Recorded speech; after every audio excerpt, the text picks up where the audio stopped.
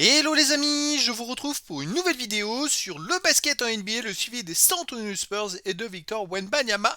Et cette nuit, les Spurs ont battu les Minnesota Timberwolves 126-123, un match énorme, un match avec beaucoup de suspense, oui. Et pourtant, les Spurs ont mené de 25 points à la mi-temps, puis les Timberwolves sont revenus, ils sont passés devant, mais les Spurs l'ont emporté sur le fil, avec côté des Spurs, un énorme Wemby qui met 39 points avec 9 rebonds. Et puis côté des Timberwolves, Anthony Edwards met 55 points, a été extraordinaire avec 9 sur 16 à 3 points. Alors dans cette vidéo, on va revenir sur les stats des deux joueurs, sur les stats des équipes, des joueurs. On verra le classement de la conférence Ouest, le classement des Spurs. On verra les stats de Wemby en détail sur ce match avec ses meilleurs perfs sur un match, ses moyennes en saison régulière, ses stats dans l'histoire de la NBA, dans l'histoire des Spurs. Et on terminera par le calendrier des Spurs et la prochaine rencontre à venir. Alors quel match, franchement, les amis. Premier carton, c'est Minnesota qui mène 22-21 plus 1. Et deuxième carton, le rouleau compresseur 48-22 pour les Spurs, ce qui fait plus 26 et plus 25 à la mi-temps. Mais là, patatrac. Troisième carton, Minnesota l'emporte 40-27 plus 13, ce qui fait à ce moment-là plus 12 pour les Spurs. Et dernier carton gagné par Minnesota 39-30. Et ils sont même passés devant à quelques minutes de la fin. Mais Wemby a été fantastique. Alors, il a été énorme en fin de première mi-temps. À un moment, il met 3 paniers à 3 points de suite en 2 minutes avec un panier aussi à 2 points monstrueux en faisant un 360 en allant au panier. Enfin bref, il a été monstrueux. Et d'ailleurs, l'écart est passé de 9 plus 9 à plus 25 en 2 minutes. Ça a été incroyable. Alors, côté des statistiques d'équipe, il y a eu 50% au tir pour les Spurs à 46% pour les Timberwolves, 39% à 3 points pour les Spurs, 41% pour les Timberwolves. Bon, c'est à peu près la même chose. Par contre, 60% au lancer franc pour les Spurs, c'est pas terrible, hein. À 89% pour les Timberwolves. Les rebonds, 43-41 pour les Spurs. Les passes décisives, 35 passes décisives pour les Spurs à 22. Alors ça, c'est rare de voir une équipe avoir plus de 30 passes décisives, mais quel match collectivement, les Spurs ont été très très bons.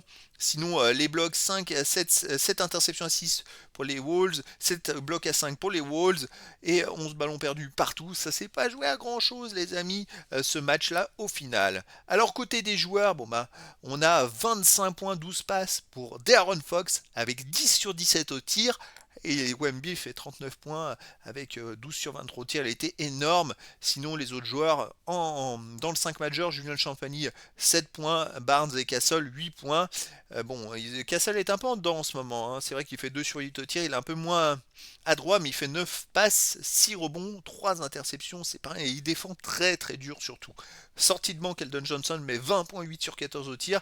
Bon, il a pris qu'un rebond, un rebond offensif. D'habitude, il en prend beaucoup. Bah là, cette fois, c'était pas comme ça. Dylan Harper 9 et Luke Cornet 8 points. Et côté des Wolves, et oui, Anthony Edwards met 55 points, 19 sur 33 au tir, 9 sur 16 à 3 points. Il a permis aux Wolves de revenir de moins 25 pour même passer devant. Il a été extraordinaire dans la rencontre. Sinon, on a 17 points pour Julius Randle, 23 pour McDaniels. Rudy Gobert ne jouait pas pour information. Alors, dans le classement de la conférence Ouest, les Spurs sont toujours deuxième ex-aequo avec les Nuggets qui continuent de gagner malgré l'absence de Jokic. Alors ça, c'est vraiment phénoménal. Mais là, c'est une victoire très importante qu'ils ont eu les Spurs puisque Minnesota a été quatrième, reste quatrième. Mais voilà, ça leur permet de créer un petit écart avec le quatrième. Et sinon, Minnesota aurait pu revenir sur les Spurs. Allez, les stats de Wemby dans ce match-là, il a joué 31 minutes, 39 points, 12 sur 23 au tir, 4 sur 9 à 3 points, 11 sur 14 au lancer franc. Il égalise sa meilleure perf sur un lancer franc marqué, c'est-à-dire 11. Et sinon, pour les autres statistiques, il a quand même été plutôt bon. 4 rebonds offensifs, 5 défensifs, 9 rebonds au total, 3 passes décisives. Aucune interception, 2 contre, 2 ballons perdus, 2 fautes, plus 5 quand il est sur le terrain. Mais quel apport vraiment en défense, c'est assez monstrueux. Allez, continue. Ses perfs en saison régulière, bon 24.5, 10 rebonds 9. Il baisse ses stats baisse, pareil pour les comptes, vu qu'il fait moins de contre en ce moment. Dans l'histoire de la NBA, les amis, alors là, ça devient intéressant. Il a quand même fait un très gros match d'un point de vue statistique. Effectivement, avec ses 39 points, il gagne 3 places à 22 ans au nombre de points marqués. Il est 84e. C'est pas mal, c'est intéressant. Sinon, il a gagné 6 places aux minutes. Il est 255e. Les tirs marqués, il a gagné 3 places, 95e. Les 3 points marqués, il gagne 2 places, comme les 3 points tentés, 2 places, 44e et 41e, ça c'est pas mal. Il a gagné une place aussi au rebond défensif, 39e au rebond. Total rebond, il en a gagné 3. Il est 63e, et puis les comptes, il est toujours 9e. Mais bon, il progresse doucement, il en a 505, il en manque 22 pour attraper Kevin Garnett, aller chercher la 8e place. Et puis après, la 7e sera juste devant, et la 6e encore devant. Et puis après, il y a des écarts, ça va être plus compliqué d'aller beaucoup plus haut au classement, surtout qu'il en fait beaucoup moins des contres en ce moment.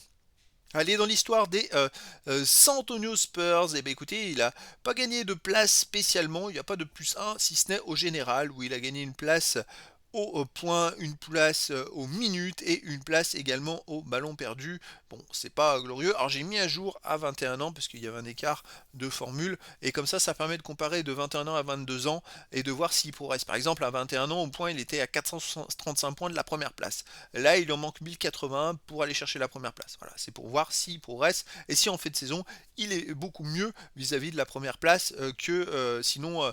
Et donc, il y a un espoir qu'il devienne premier à un moment ou à un autre. Par exemple, je prends les lancers francs marqués. La saison passée, il était à moins 146 de la première place, là il est à moins 217, il en manque 71 pour dépasser on va dire ses stats de l'année passée et pour faire mieux et pour essayer de grappiller et voir essayer d'aller chercher la première place tout simplement. Voilà, on va surveiller tout ça. Pareil, il y a beaucoup de statistiques qui peuvent sortir un petit peu du lot. Il a déjà 4 premières places à 22 ans. Je pense qu'il en aura une cinquième très vite, c'est les rebonds. Total rebond, il lui en manque 111. Ça va être largement possible. Après, pour les autres statistiques, je ne sais pas ce qui sera possible, peut-être les lancers francs, mais il va falloir qu'il en ait comme là où il en a mis 11, il va falloir qu'il en ait beaucoup. Sinon, les ballons perdus aussi, il en manque 40 pour dépasser et être le premier. Là, à mon avis, il risque de l'avoir aussi cette statistique, parce que la saison passée, il avait fini à moins 119 par exemple. Et cette année, il est déjà à moins 40 de la première place. Il faudrait que je mette à jour, parce que je vois pour Tony Parker, c'est le même chiffre pour l'année passée et cette année. Ça me paraît un peu bizarre. Mais voilà. Allez, prochain match des San Antonio Spurs, les amis. Ce sera le 19 janvier, le Martin Luther King Day. Et ils vont jouer à 23h heure française. Donc 19 janvier, 23h heure française. C'est important, c'est à souligner parce que c'est presque regardable, même si ça va finir assez tard quand même. Au moins, on va dire, la première mi-temps est regardable. Alors les Spurs, c'est 29 victoires, 13 défaites et 15 victoires, 5 défaites à domicile. Et les Jazz, donc ils jouent contre les Utah Jazz, si je l'avais précisé. Et les Jazz, c'est 14 victoires, 28 défaites et à l'extérieur, 5 victoires, 16 défaites. Et donc les Jazz, pas une équipe au top en NBA. Donc on va voir ce que ça va donner si les Spurs poursuivent sur leur lancée. Voilà les amis, je vous dis à très bientôt pour une nouvelle vidéo.